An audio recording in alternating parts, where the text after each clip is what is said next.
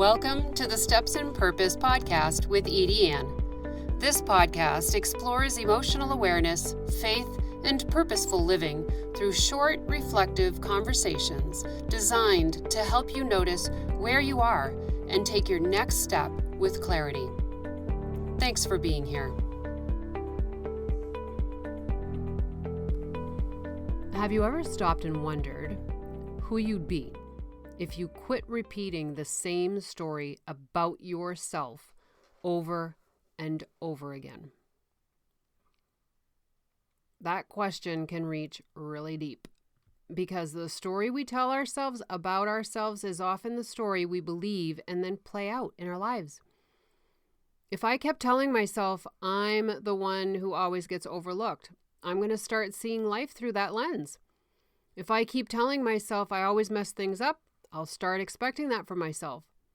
If I keep telling myself people always leave, nothing ever works, I'm too much, I'm not enough, I'm too late, I missed my chance, then little by little, that story starts shaping how I think, how I react, how I trust, how I show up, and what I believe is possible for me. That's why this matters so much, because the story does not just give life to your words. It starts living in your patterns. I think about someone who keeps saying, I'm just the kind of person who struggles.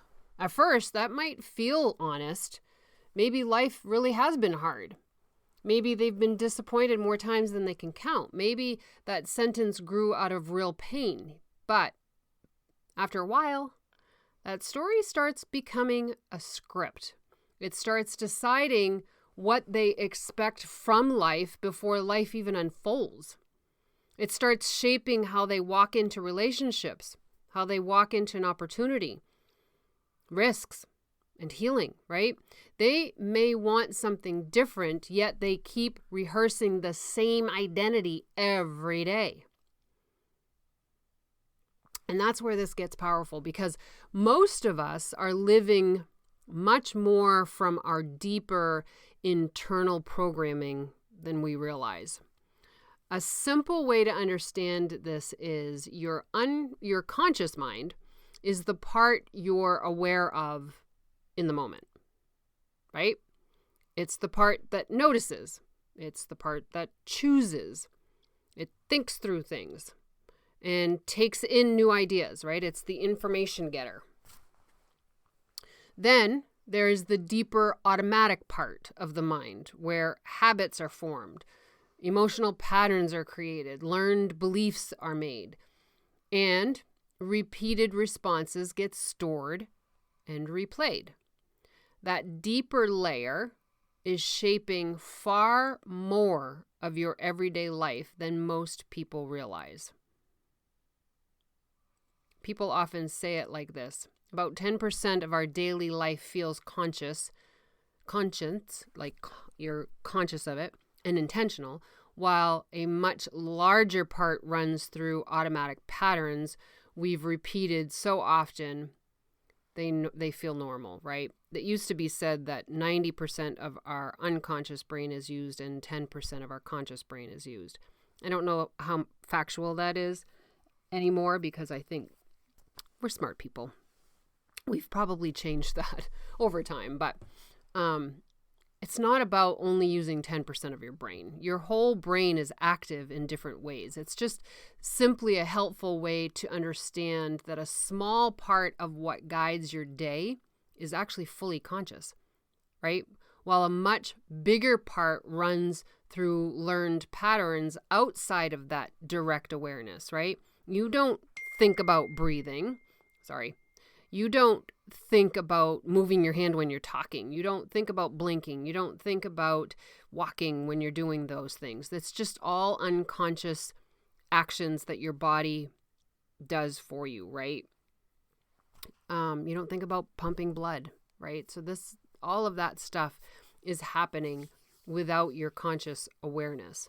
That means if you keep feeding yourself the same story, your life will keep following the path that story has laid down, right? Because it's in your direct awareness. And honestly, I think we all do this to some extent, right? In some area of our life. We repeat stories about our worth, our timing, our relationships, our abilities, our future, our body, our voice, our healing, our past, and even our connection with God, right? We say things like, this is just how I am. This is how it's always going to be for me. People like me don't get this kind of life. I'll probably always struggle with this. And after a while, those thoughts stop feeling like thoughts. They actually start feeling like facts when they're not. And, if you've been following me for some time, this is where the emotion gauge becomes super helpful, because every level carries its own storytelling. Disengaged tells a flat story.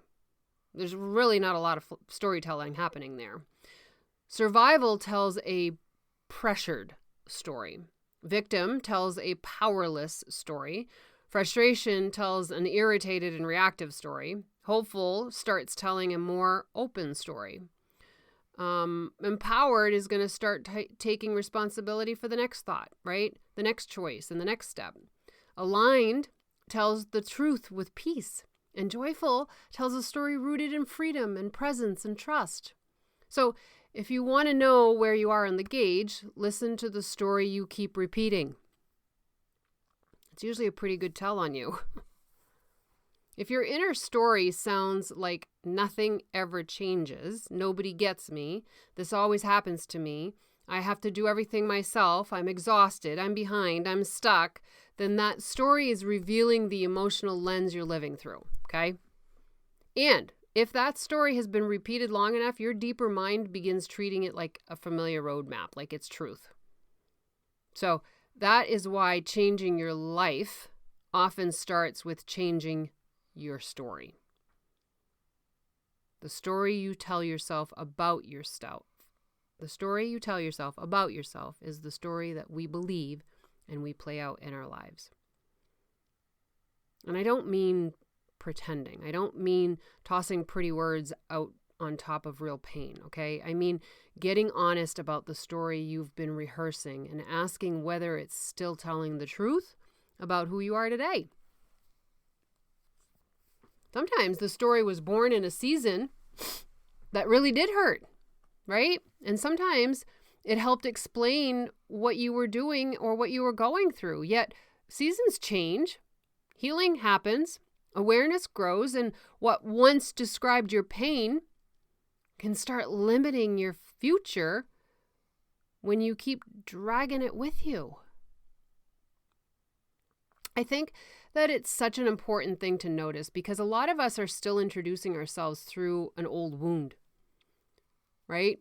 We're still speaking from an old disappointment. We're still letting an old chapter narrate a current season, and we're still repeating something that may have been truer in a lower level on the emotion gauge, while God is inviting us into a different one. Maybe the story has been, I always get hurt. Maybe it has been, I have to carry everything alone. Maybe it's been, I'm hard to love. Maybe it's been, I never finish what I start. Maybe it's been, I missed my chance. Yet, what if those are not identity statements at all? What if they are simply repeated conclusions that your mind got used to rehearsing? This is where the question comes in, okay? Who would you be without the story you keep repeating?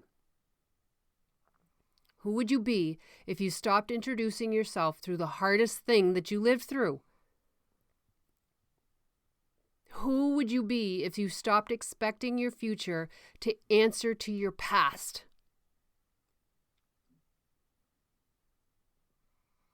Who would you be if you began choosing a story that actually agrees with truth, healing, growth, and possibility? That doesn't mean life becomes easy overnight. Listen, it means the direction starts changing. It means your mind begins receiving a different message. It means your deeper patterns begin hearing something new, often enough that a new path can start forming. And that is why the story matters so much. The story you repeat becomes the lens you look through, The lens becomes the pattern you live from, and the pattern becomes the life you keep creating. So make it a good one. Make it true. Make it life-giving. Make it spacious enough for growth.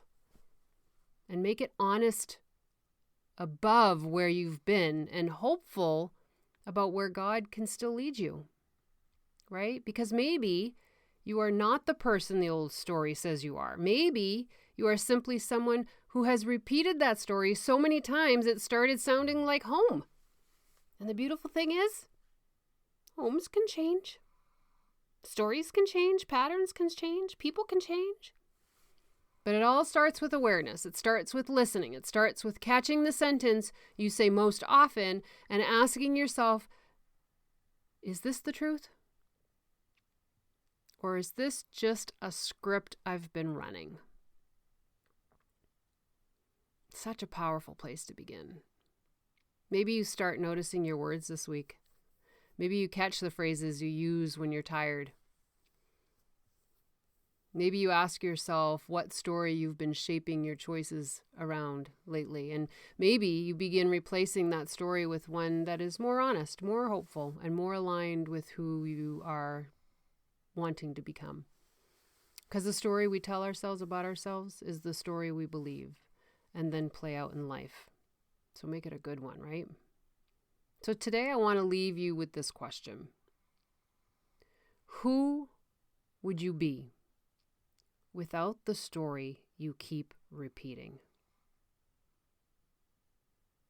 If this spoke to you and you want more tools like this to help you understand where you are and how to shift your story, I want you to go over to my website at edieanne.com. That's EDIEANNE.com. And I want you to understand something. Your next step really matters. Thanks for spending this time with me. Until next time, keep stepping in purpose.